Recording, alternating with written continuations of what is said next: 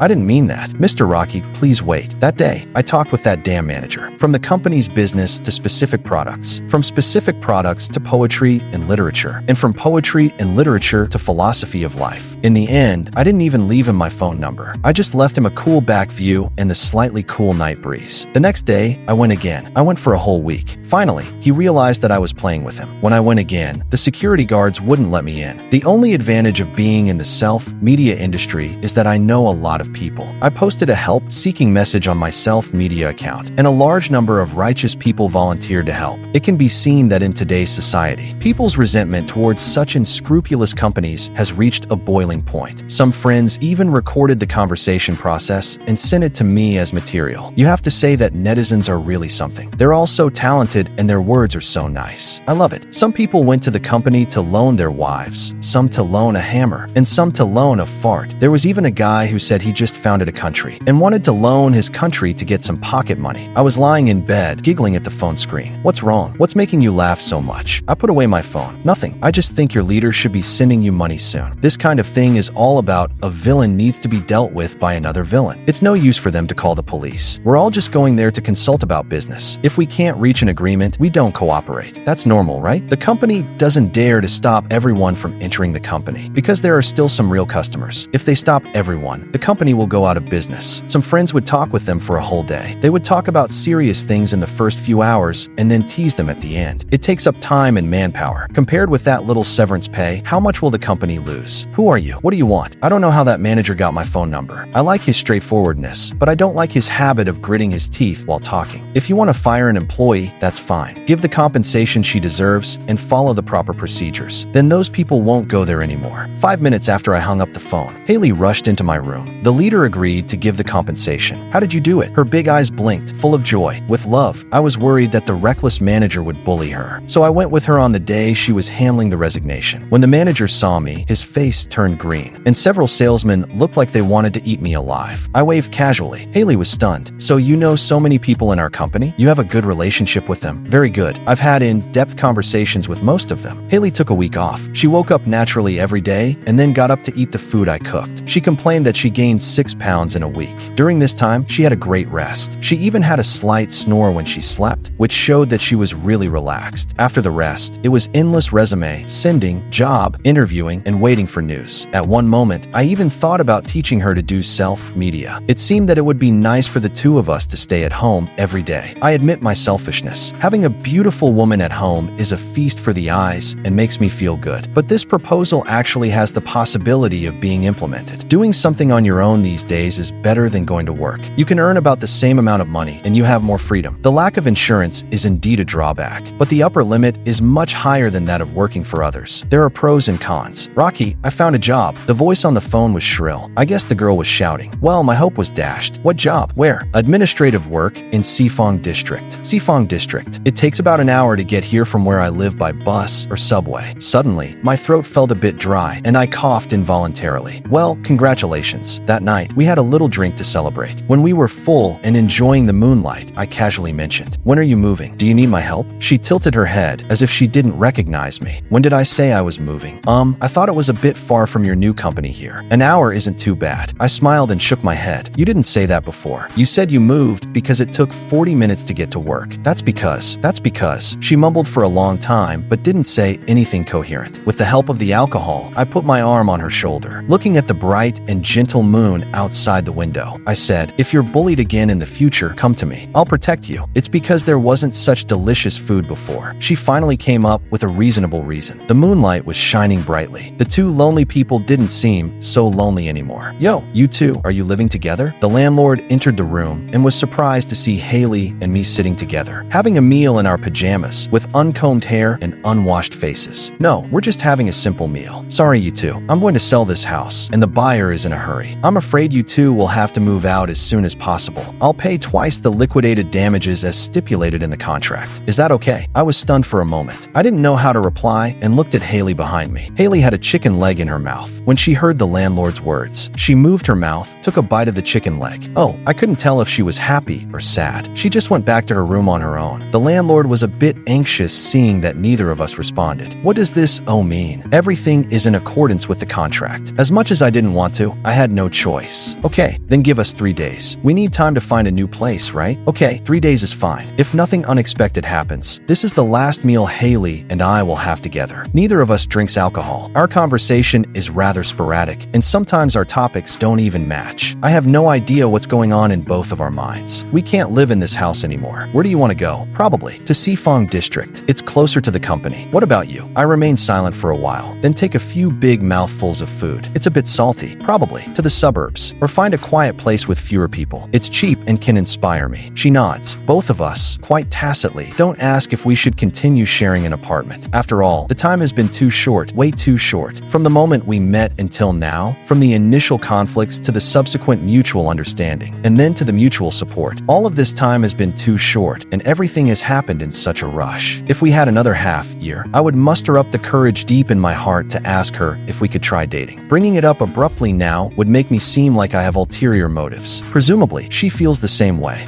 How about I go with you to Sifong District to find a house? Sharing an apartment, the rent would be cheaper for both of us. I can't hold it in anymore. Well, men are a bit thicker skinned than women. She looks a bit stunned. She has a mouthful of rice, not knowing whether to swallow it or spit it out. A new colleague in our unit just told me yesterday that we'd. Haha, I was just saying it casually. It's better to live with a colleague. You can commute together, which is convenient. If you really want to. No, I was just asking casually. I interrupt her twice in a row to ease the awkwardness in my heart. More importantly, I'm really afraid that she might say something like the three of us sharing an apartment. I don't know why. After I asked the question and she slightly expressed her refusal, I felt a sense of relief. I no longer have the impulsiveness and resentment I felt when I first learned that the landlord was selling the house. Thinking about sharing an apartment again, it really is quite inconvenient. Perhaps all of this is just a small interlude arranged by my dull life. I help Hailey carry her luggage downstairs. She reaches out and pats the dust off my shoulder. "Well, have a safe journey." Hailey seems a bit hesitant. "Shall we give each other a hug?" I don't know why, but hearing these 3 words makes my heart ache a bit, like a farewell between comrades, in arms, or the separation of old friends. Give me a break. We have each other's WeChat. It's not like someone's died. No need to be so sentimental. She laughs. "You're right." Then she turns around and suddenly rushes into my arms. "Thank you for this period of time." I watch as the moving cart takes her away and she gradually disappears from my sight. What seems to be carried away by the wind is the love that was nipped in the bud. I don't know how she got out of my arms, nor can I recall how we said goodbye. The moment she hugged me tightly, the only 4 words in my mind were "fate plays tricks." Suddenly, I realized that I didn't react when Hailey said goodbye to me just now, so I can only wave vigorously at the empty street. I open WeChat and look at Hailey's profile picture. I really hope she can say something to me. me. I wait for a long time, but there's nothing. I click on the input box, wanting to say something to her. After struggling for a long time, I still can't say a single word. Since then, our WeChat chat history has stopped on September 6th. Maybe we both don't know how to start a conversation with each other. The next day, I also move. I call a group of good friends, and the moving process is quite lively. By the time we finish, it's already night, and it's completely dark. We find a barbecue restaurant and drink beer while chatting nonsense with my friends. The familiar feeling pulls me back to the real world all of a sudden. The girl with that small figure seems to weigh much less in my heart. Hey, Rocky, what about that little beauty who shared the apartment with you? She moved out. I glare at him. He really knows how to pick the wrong topic. Why didn't she continue sharing the apartment with you? She works in Sifong district. There's no way she'd share with me. She probably found a place in Sifong. Ah, didn't you even ask where? Damn it, why are you so talkative? The wine glasses clink, and the noisy voices cover up the sense of loss in my heart. When alcohol, mixed with cigarettes, slowly takes control of my mood, all the depression eases a bit. Come on, we're all buddies. Tell me the truth. Do you like her? I kick him. You're already drunk under the table, and you're still gossiping? Never mind where I am. Just tell me the truth. If you really like her, bro, I'll help you chase her. It's no big deal. I like your grandpa. My grandpa won't do. My grandpa and my grandma have a good relationship. Another friend, who is in a better state, puts his arm around my shoulder. Whether you like her or not aside, do you still want to share an apartment with her? Bullshit. I shake my head. No. Why do you all think I'm so desperate for women? Then why did you rent a 2-bedroom apartment? These few short words seem to break something in my mind. Yeah, why did I, a single person, rent a 2-bedroom apartment? Even before my friend reminded me, I didn't realize it myself. I picked and chose for so long and finally chose a 2-bedroom apartment that's not cheap, and it's even quite close to Sifong district. I can't even explain it to myself. Maybe, as my friend said, deep in my subconscious, I'm still hoping that Hailey can come back. The 2-bedroom apartment is spacious. One room is for sleeping, and the other is for taking a second nap. My life has returned to its plain state. However, some habits are really hard to change in a short time. For example, I'm not used to having takeout anymore. I prefer to cook something myself, but I often cook too much. I can't finish the food in one meal, and I'll definitely have leftovers next time. I've changed my lazy habits and now clean the room regularly. I even clean the other bedroom though no one lives in it. I feel comfortable when it's clean. Before taking a shower, I'll poke the water stream with my fingers several times to make sure there's no electric leakage before I can shower without worry. Even if the water heater is new and has built-in leakage protection, this is not bad. I can consider that Hailey helped me develop good habits. Today's rain is exceptionally heavy. As if being chased by something, the raindrops scramble to smash against the window. From time to time, a bolt of lightning flashes across the sky. The rumbling thunder sounds like a giant snoring. I'm sitting in front of the computer, designing some spooky patterns, thinking about whether it's scarier to have a ghost under the bed or outside the door. When I'm absorbed in my thoughts, I bend down and take a look under the bed. Damn it, it's not that I found something terrifying, but an unexpected thing appeared under the bed. That USB flash drive, the one that Hailey lost. How could it be here? I pull out all the miscellaneous things from under the bed. There's a duffel bag filled with out-of-season clothes. When moving, I didn't think about where to put it properly. I just threw it under the bed casually. The zipper opened when I threw it, and I didn't notice that the clothes scattered all over the place. It seems that the USB flash drive fell down along with the clothes. Playing with the USB flash drive, I can almost picture the way Hailey was cleaning the room, pinching her nose and frowning. She gathered all the clothes on the table into a bag and then threw it into the corner in disgust. My dad said it's polite to help clean up when you're at someone else's house. How old were you when your dad told you that? 8. How old are you now? 23. The conversation between us pops up in my mind out of nowhere, and it feels a bit warm. Damn, I found the spooky atmosphere, and a USB flash drive ruined it all. Knock, knock, knock. Someone knocks on the door, which startles me. Soon, the knocking turns into pounding. I open the door. Well, what can I say? If I weren't a pure materialist, I'd probably be scared stiff. The woman in front of me is completely soaked. Her long black hair covers half of her face. She looks at me silently and resentfully. Are you dead? Don't you know how to help? I quickly take the luggage from her hands and carry the big and small bags into the house. Hailey, what are you? What's going on? Ignoring my words, she enters the house, walks around, and with some effort, carries the luggage to the other bedroom. Her actions are so smooth that I suspect she scouted the place before. Real estate agents are so greedy these days. Can I transfer the rent directly to you? That way, I can save on the agency fee. I laugh and hug her into my arms. Welcome to share the apartment. Your way of welcoming a roommate is quite special. Go take a shower quickly. Don't catch a cold. Does the water heater in this room leak electricity? No, I've tested it several times for you. I take her wet coat and hang it on the clothes hanger. By the way, let's have a meal together after you take a shower. I happen to cook too much today. She curls her lips in disdain. Did you really cook? Saying you cook too much is such a cliche. cliche. I cook too much every time recently. I don't know why.